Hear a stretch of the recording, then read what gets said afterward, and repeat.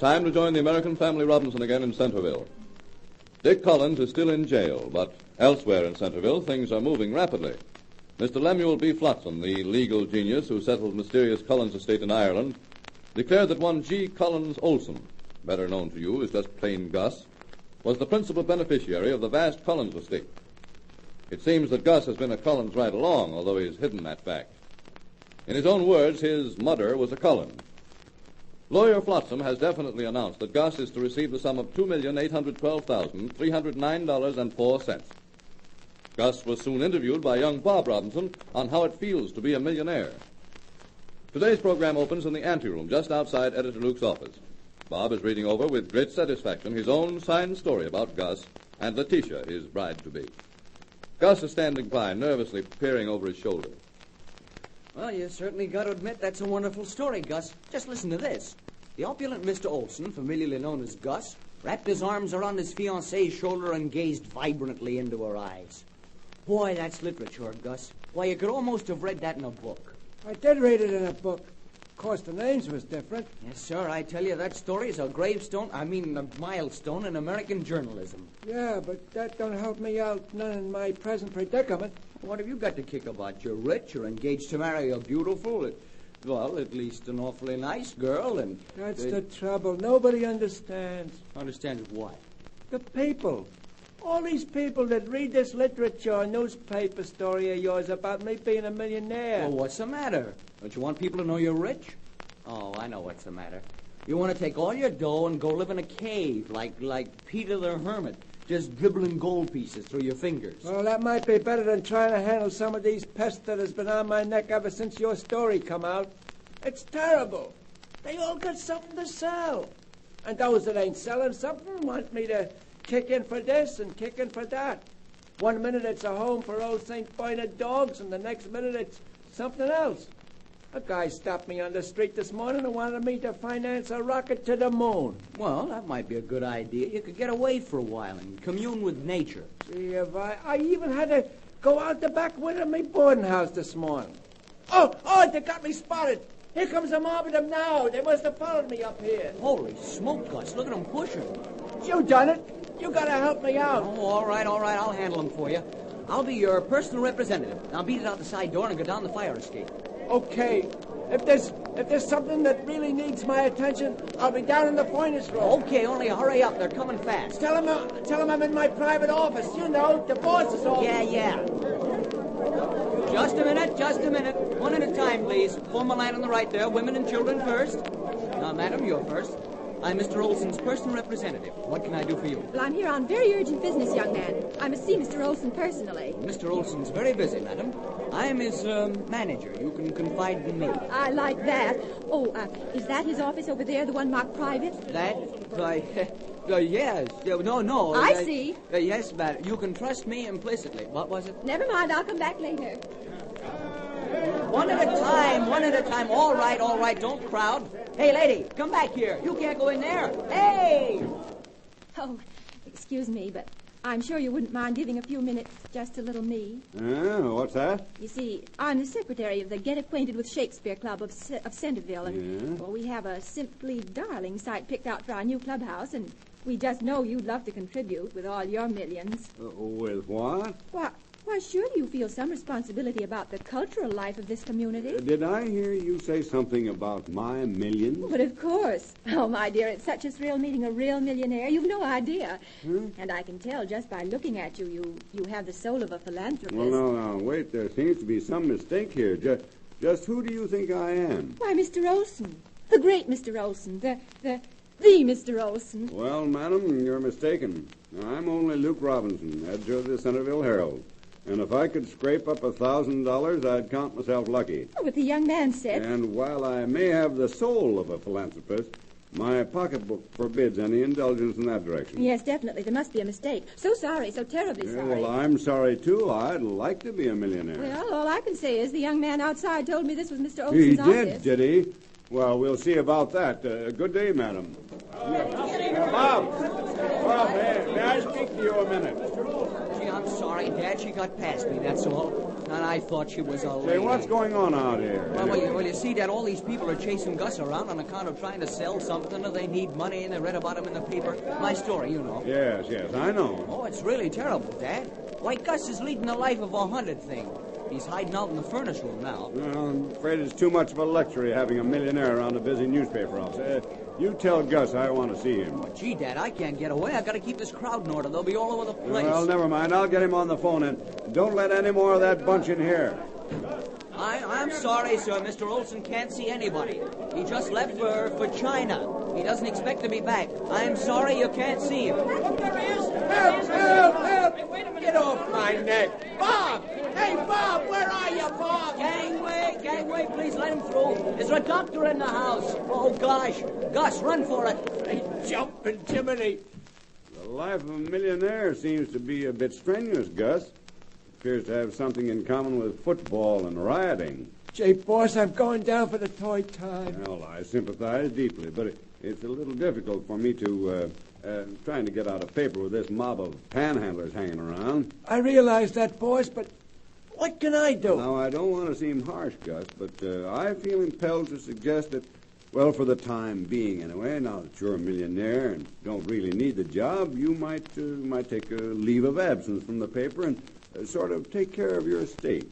Oh, gee, boss, I felt so safe here. And I'm scared to make any changes. Oh, you'll be all right after you get married and settled down and get used to your new way of living.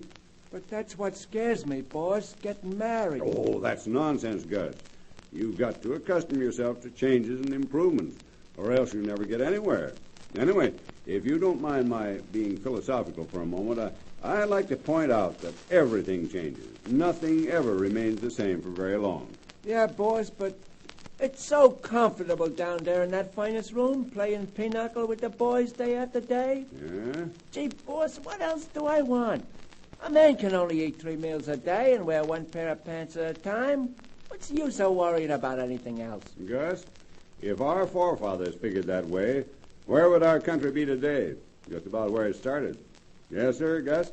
The world moves, and we have to move with it or get lost in the shuffle. Let me cite a little imaginary conversation I had this morning with my grandfather to show that things in this country and under our system usually work out for the better. Your grandfather, he's dead, ain't he? Yes, he is, but remember, this was an imaginary conversation. And now, as you know, my morning drive to the office is a long one and permits plenty of time for thought. Well, this morning as I drove along the broad, smooth road, half listening to the radio, playing some fine orchestral music, I wondered what my grandfather would think of our modern world. I don't get it, boss. Well, just hold on, you will. Now, as I drove along this morning, I fancied that my grandfather had had breakfast with me, and I had asked him if he wanted to drive downtown with me to see what changes had taken place since he had died 38 years ago. And he said he would, and drove with me. How could he, boss, if he was dead? Gus, haven't you got any imagination? I said this was an imaginary ride. It makes me feel kind of creepy. Well, it needn't, because it's going to deal with very practical matters, and something that concerns you, if you'll listen. Okay, boss. Well, we were driving along, and naturally I spent some time explaining the mechanics of automobiles to him. In fact, about all he could talk about was the marvelous contraption that he was riding in. How much does one of these things cost? The old gentleman inquired. Well, a good new one costs about $600, but you can pay much more if you want to, I told him. $600, he exclaimed. Why, we have passed thousands of them. Where did all these people get $600 to pay for an automobile? In my day, that was 2 years' pay for a first-class carpenter. Sure, everybody has a car now. Almost everybody. Well, I explained to my grandfather that every car he saw cost at least that much when it was new, but that a present owner paid less if he had bought it second-hand. I told him that 20 years ago, one could not buy a car as good as the cheapest car today at any price. That cars which were much inferior at that time cost several $1,000s. I told him how new machinery and mass production had brought costs down and quality up, and that at the same time wages had gone up so that the average employee at the Herald, for instance, Could buy 2 cars a year if he wanted to be so foolish as to spend his money that way. Yeah, boss, I guess that's true. But how about me and my future? What's the connection? Just this, Gus. The people who stand still never get anywhere. The happiest people are those who are always doing something, making new plans, and getting somewhere. The improvements that amazed my grandfather were made possible by inventors, businessmen, manufacturers who were willing to take a chance, men who were not willing just to sit still and watch the world go by. And you, in a manner of speaking, can do the same thing. There's just as much room for improvement in the world as there ever was. Television, universal air conditioning, streamlining, glass houses, greater safety for air travel, hundreds of other fields offer untold possibilities. Yeah, but what can I do? Well, you can quit being a furnace room loafer on the Herald and see how you can use your money where it'll do the most good. And that means investing it in sound business ventures. Make a decision. Get out of your rut. That's all right, boss.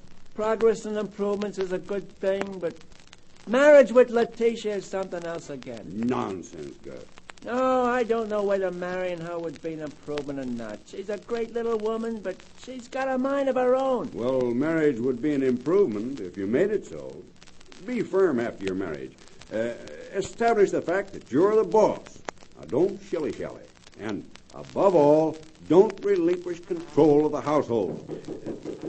Come in. Oh, there you are, Gus. How do, Mr. Robinson? How to do, Letitia? Sorry I can't stay long, but I just come up to tell Gus that we're getting married 2 weeks from today. I've made all the arrangements. Well, that's splendid. Yeah, everything all arranged. Going to be a big church wedding, but my cousin, he's that preacher from Fargo, North Dakota. Oh, yes, I met him. Well, he's coming down to officiate. Well, come on, Gus. Don't stand there moping and looking so darn sheepish. Now, you come right along with me, but there's plenty of things I want you to do. Well, goodbye, Mr. Robinson. Yes, ma'am, Letitia. Well, so long, boss. I guess I gotta be going. Goodbye. Don't forget what I told you, Gus. Hey, psst. Gus, you too, Letitia. Follow right behind me. We'll push our way through to the freight elevator. Then they can't get you. I don't want to buttonhole you, Mr. Olson, but I want to see Young you, man, Mr. Olson. he's been buttonholed permanently. You know how it is, buddy. Gangway. Mr. Olson's on his way to China. He can't see anybody. Here you are, Gus and Letitia. Freight elevator's waiting right here for you. Take him down, Joe. Phew, I guess that's all. Pardon me, young man. Could I see you for a minute? Mr. Olson's on his way to China and he can't see anybody. Bob, don't you recognize me? Recognize who? Oh, well, I forgot the beard. Wait till I take it off. Uncle Wendy. Hush, my boy. Bob, let's go somewhere we can talk. Sure, we can go in the circulation department. Here, roll out the lunch. Good. It's quiet in here. Bob, I've just read a copy of this paper announcing Gus Olson's windfall and his engagement. Sure, you see who wrote it? Now, what does this mean, Bob? It's all true. Oh, dear, this is an unforeseen development. It's going to be difficult to get in on any of that money, with Gus feeling the way he does towards me. I'll say. Yes, especially difficult, now that Gus appears to have taken Letitia away from me, or at least his money has done the trick. I wonder. Bob, I think I've just had an idea. Let's see now. Letitia, Gus, By Jove, I've got it. Alienation of affections.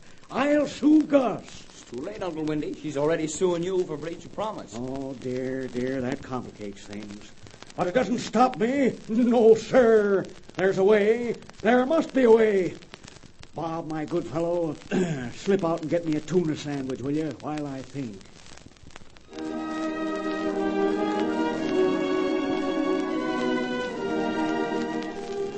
Old Windy Bill.